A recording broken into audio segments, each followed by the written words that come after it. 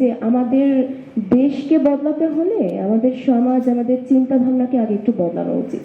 যদি আমি বলতে চাই আমাদের শিক্ষা ব্যবস্থা নিয়ে, আমাদের দেশের একটা ভালো স্টুডেন্ট এই বিষয়ে কনসেপ্টটা হচ্ছে যে আমাদের 5-এ একটা পরীক্ষা থাকে পিএসসি এবং 8-এ জেএসসি, এই দুটাতে অনেক ভালো রেজাল্ট করবে। তারপরে যারা ভালো রেজাল্ট করে তাদের বিষয় এটা দেখার দরকার নেই যে তাদের ইন্টারেস্ট কোন বিষয়ে আছে। আমরা সরাসরি বলে দেবো হ্যাঁ ও জিপিএ 5 পেয়েছে, তার মানে ওকে সায়েন্স নিয়ে পড়তে হবে। এটা যদি হয়তোবা অনেকে বলতে পারেন যে না এরকম না, বাট অ্যাকচুয়ালি পুরো বাংলাদেশ ঢাকা শহর না এবং মফস্বল শহরগুলোতে গেলে বেশিরভাগ সময় এটাই দেখা যায়। আমি সামনাসামনি এটাই দেখেছি। তো এটা হলো ফার্স্ট, জোর করে ঢুকিয়ে দেওয়া হচ্ছে যে হ্যাঁ তুমি সায়েন্সেই পড়বা, ঠিক আছে।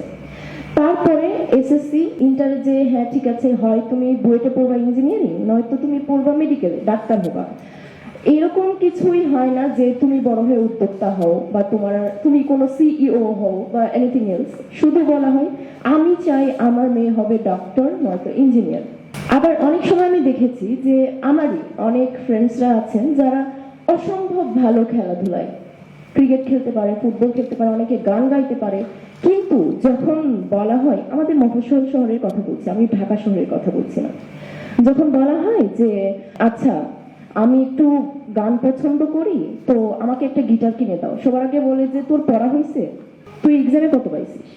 আর এটা হচ্ছে সব থেকে বড় সমস্যা যে আমাদের দেশে একমাত্র ক্যারিয়ার হিসেবে চুজ করা হয় ডক্টর, ইঞ্জিনিয়ার, নয়তো আচ্ছা ঠিক আছে ফ্যাকাল্টি হয়ে যাও, নয়তো বিসিএস দাও, এইসবই, আদার্স কিছুর দরকার নেই।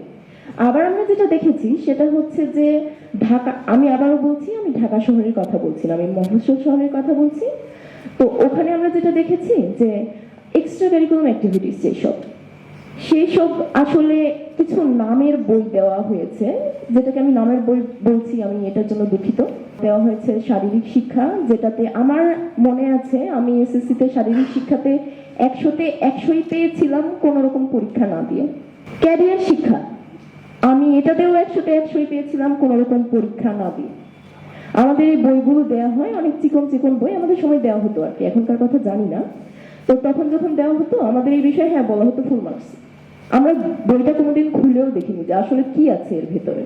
তো আমাদের অবশ্যই এই বিষয়গুলো দেখা উচিত। আচ্ছা, এরপরে অনার্সে আসলাম। অনার্সে তো বেশিরভাগ ক্ষেত্রে যেটা দেখা যায় যে সবাই মেডিকেল নয়তো ইঞ্জিনিয়ারিং প্রিপারেশন নাই, সায়েন্স থেকে প্রিপারেশন নেওয়ার পরে যখন তাদের সেখানে হয় না, তাদের উপরে এক্সপেকটেশনের চাপ থাকে, এটা ওটা থাকে, তাদের হয় না, তারা আর্টসে আসে এবং তাদের মাঝে একটা কমন জিনিস থাকে যে হ্যাঁ আমি ভালো স্টুডেন্ট না, দ্যাটস ওয়াই আমি আর্টসে এসেছি, আমি কমার্সে এসেছি, যদিও এটা না।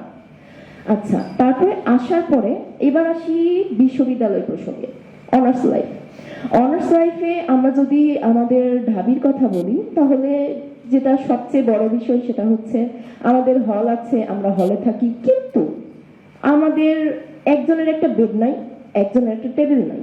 আমরা অলমোস্ট 3rd ইয়ার 4th ইয়ার পর্যন্ত বেড শেয়ার করে থাকি, টেবিলও শেয়ার করে থাকি। মানে আমরা যে একটু পড়াশোনা করব আমাদের ওই রকম স্কোপও নাই। আচ্ছা, এটা গেল ঢাবির কথা। আমরা যদি এবার একটা বেসিক বিষয়ে চলে আসছে যে হচ্ছে কর্মসংস্থান, এতগুলো গ্র্যাজুয়েট বের হচ্ছেন কিন্তু জব নাই। এখন এতগুলো গ্র্যাজুয়েট যে বের হচ্ছেন তারা কি সবাই স্কিলড? আমাদের দেশের পাবলিক ইউনিভার্সিটিগুলো ছাড়াও কলেজ আছে কিছু, মানে যেখান থেকে জাতীয় বিশ্ববিদ্যালয় যেটাকে বলা হয়। আমি আবার আমার বাস্তব অভিজ্ঞতার কথা বলছি। সেই কথাটা যদি বলতে চাই তাহলে যেটা হয় সেটা হচ্ছে অনার্স লাইফে কলেজে, মফস্বল শহরের দিকে কলেজগুলোতে যেটা হয়, যেসব মেয়েরা পড়ে অনার্সে, অলমোস্ট দেখা যায় 50 to 60% মেয়েদের বিয়ে হয়ে যায় এবং অনেককে আমি দেখেছি প্রেগনেন্ট অবস্থায় বাচ্চা নিয়ে তারা পরীক্ষা দিতে এসেছে এবং তারা যে পুরো বছরটা পড়াশোনা করে পরীক্ষা দিতে এসেছে, ইটস নট লাইক দ্যাট। তারা পরীক্ষার আগের দিন কোনোভাবে সাজেশনস কালেক্ট করে বা যে কোনো কিছু করে এসেছে, এসে পরীক্ষা দিয়েছে। আবার আমি এমনও দেখেছি যে তারা হচ্ছে স্যারদের কাছে যায়, স্যারদের কল দেয়, দিয়ে বলে স্যার আমার তো এরকম সমস্যা, আমার তো বাচ্চা হয়েছে, আমার তো এই হয়েছে, আমাকে যদি আপনি একটু হেল্প করতেন পাশ করার ক্ষেত্রে। এটাকে অ্যাকচুয়ালি গ্র্যাজুয়েশন বলে কি না আমি বুঝছি না, মানে এটাকে অ্যাকচুয়ালি গ্র্যাজুয়েশন বলে না। আমি গ্র্যাজুয়েট হয়েছি অথচ আমি এতদিন কি পড়েছি আমি নিজেই জানি না। আর কর্মসংস্থানের ক্ষেত্রে যেটা হয় সেটা হচ্ছে প্রথমেই আমরা সবাই তো বিসিএস দেয় না, সবাই তো সরকারি চাকরিতে ঢুকে না, যদি বেসরকারি বা এই টাইপের জবে ঢুকে সবার আগে বলা হয় যে আপনার এক্সপিরিয়েন্স আছে। একটা মানুষ যদি সবসময় মানে সব সব জায়গায় যদি এক্সপিরিয়েন্সই খোঁজা হয় তাহলে ফ্রেশাররা কোথায় যাবে? না আমাদের দেশে ইন্টার্নশিপের ব্যবস্থা করা হচ্ছে, না স্কিল ডেভেলপমেন্টের কোনো ব্যবস্থা করা হচ্ছে, শুধুমাত্র সিজি হাই থাকবে তারপরে চাকরিতে ঢুকে যাও, কি করে ঢুকবে কেউ জানে না। কিন্তু এইভাবে তো আসলে জব ফিল্ডে কাজ হয় না।